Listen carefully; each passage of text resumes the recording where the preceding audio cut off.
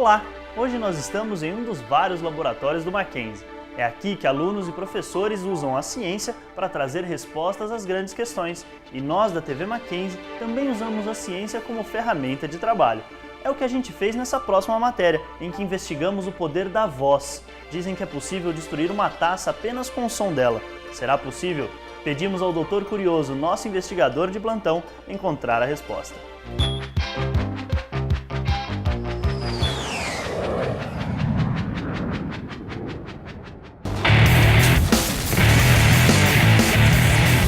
Para quebrar um objeto, normalmente a gente usa a força bruta.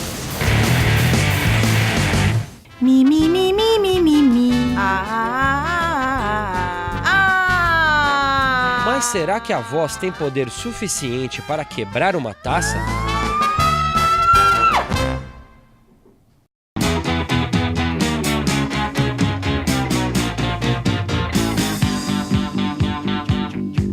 Nosso curioso de plantão vai tentar descobrir. O primeiro passo é entender como nós, seres humanos, produzimos som. O segredo está dentro da nossa garganta, nas cordas vocais. Duas dobras que temos no tecido musculoso em nossa laringe. A voz é criada com o ar que passa por elas ao ser expulso de nossos pulmões. Mas entender a nossa anatomia não basta. É preciso estudar a voz como um fenômeno da física.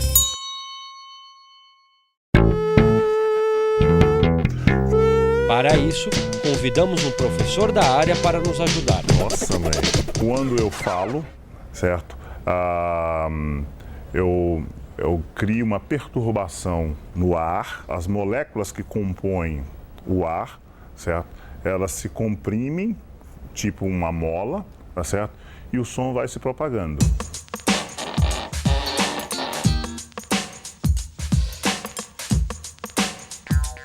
Uma perturbação muito lenta, ela produz variações no meio onde ela se propaga muito lentas. Essa perturbação pode produzir um som grave.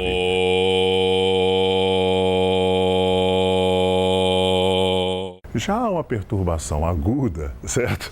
Já uma perturbação mais rápida, ela produz frequências e variações no meio mais rápidas. Então a gente chama isso de uma frequência alta.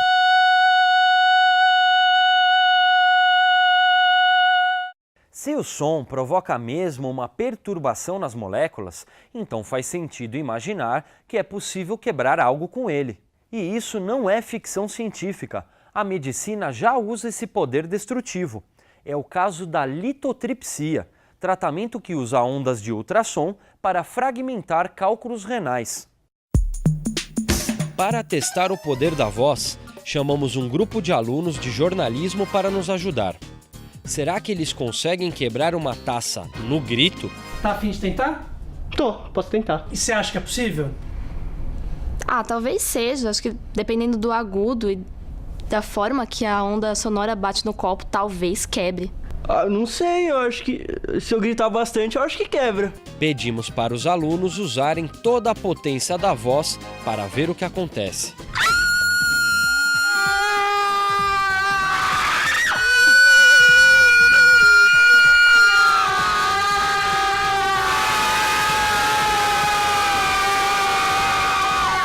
Nada aconteceu. O que será que deu errado? Eu nunca fui boa em física, mas imagino que, sei lá, alguma coisa relacionada ao timbre da voz, a intensidade da onda, sei lá. Acho que isso. Eu aprendi no colégio que dá pra quebrar, só que pra isso acontecer você tem que sustentar muito tempo a voz. Para entender o que deu errado, é preciso conhecer um fenômeno chamado ressonância. A gente explica para você. Você pode não ver, mas tudo na natureza tem uma vibração. Quando você emite um som com a mesma frequência de vibração de um objeto, a oscilação aumenta.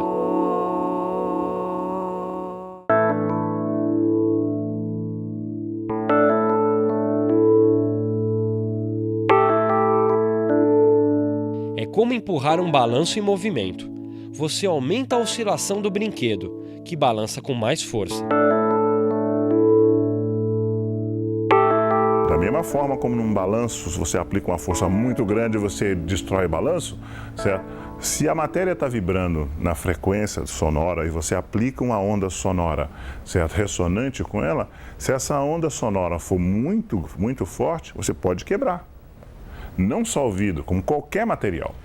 Ou seja, para quebrar uma taça, não basta ter uma voz potente. É preciso encontrar a frequência correta. Mas como se faz isso? Numa taça feito essa não é muito complicado. Você bate na taça, essa nota que está, esse som que ela está produzindo, essa é a frequência de ressonância. O professor tem uma voz potente, mas a taça tem uma frequência que pede uma voz mais aguda.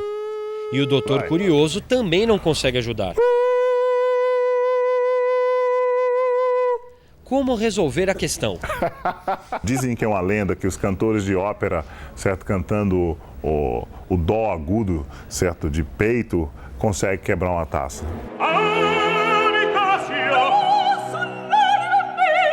Cantores de ópera são conhecidos pelo poder da voz.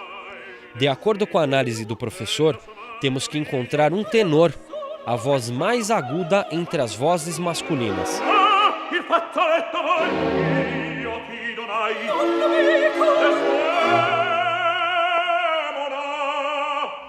Convidamos Marcelo Vanucci, tenor do Teatro Municipal de São Paulo.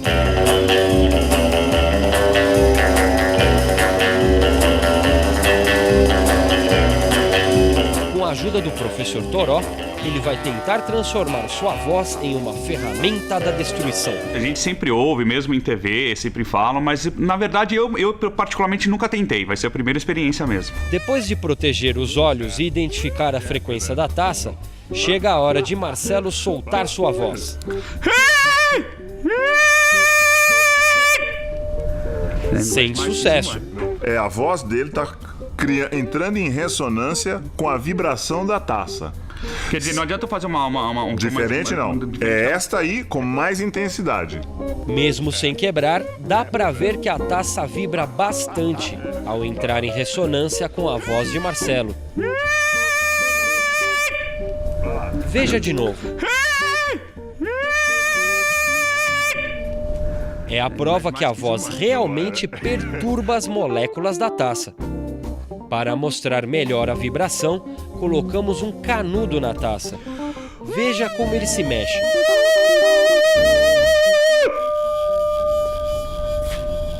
Marcelo faz a taça vibrar, mas ela não quebra. O que deu errado? Nada. Essa aqui, certo? Ela tem uma inhomogeneidade muito grande na fabricação da taça. Isso dificulta quebrar a taça. Quando a taça é muito perfeita, muito bonita, certo? A espessura dela ao longo, certo? De toda a estrutura dela é mais homogênea, certo? Ela é mais fácil de ser rompida. Nossos testes não deram certo, mas a gente não desiste. Vamos continuar pesquisando o assunto e encontrar uma solução. Enquanto isso, o Doutor Curioso pelo menos encontrou uma forma muito mais fácil de quebrar a taça.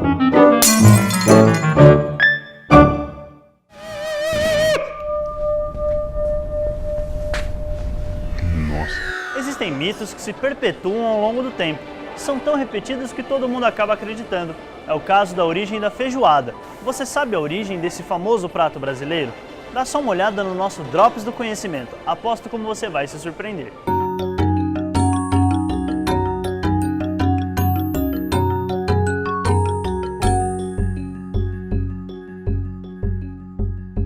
A feijoada é um dos mais famosos pratos da culinária brasileira.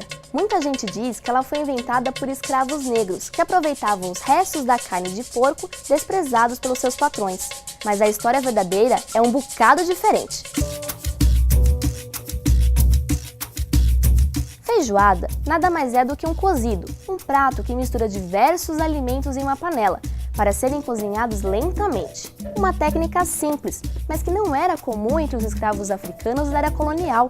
Eles preferiam preparar os alimentos separadamente. Já os europeus têm diversas receitas muito antigas de cozidos.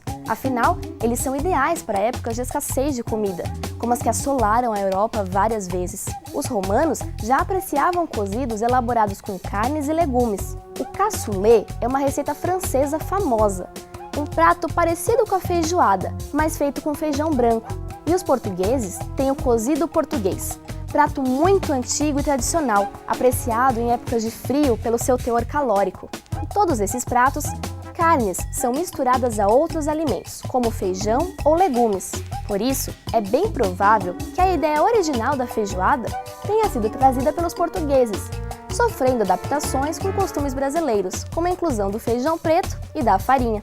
Além disso, dizer que escravos consumiam pratos com as partes menos nobres do porco não condiz com a realidade da época. No Brasil da escravatura, carne era um alimento valioso. Quando se matava um porco, ninguém desperdiçava nada, nem mesmo o rabo e a orelha do animal. Logo, uma feijoada seria uma verdadeira iguaria para um escravo, que normalmente se alimentava de angu, uma mistura cujos principais ingredientes eram farinha de mandioca, água, feijão ou milho. Mas a origem da feijoada não muda o seu sabor nem a sua importância cultural, afinal a pizza não foi inventada na Itália. Dizem que é invenção de egípcios ou de gregos, mas nem por isso deixou de ser uma receita italiana. A feijoada continua sendo um prato com a cara do Brasil, saboroso e irresistível.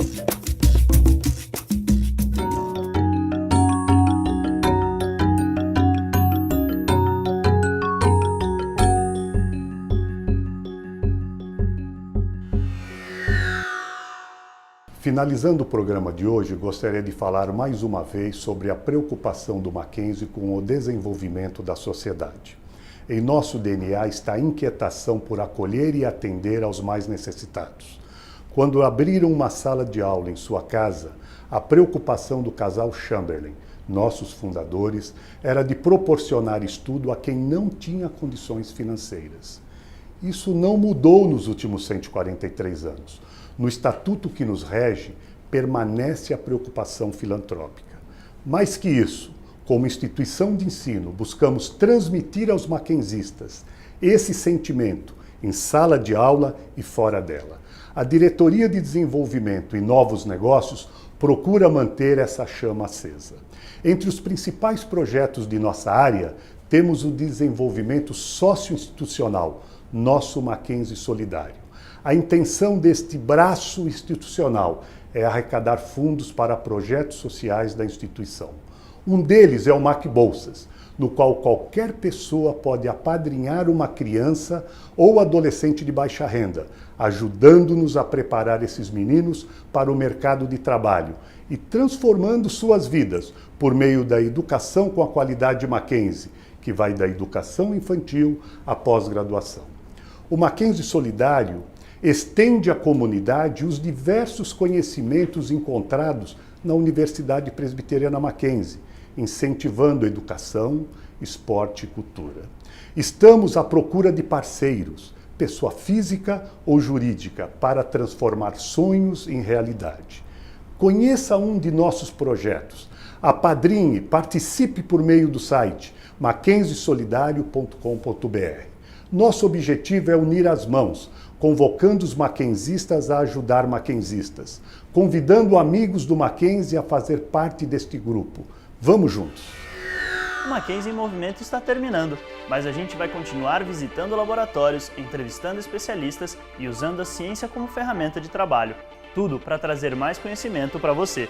Por isso, domingo que vem, às 10h30, tem mais Mackenzie em Movimento para você. Até lá!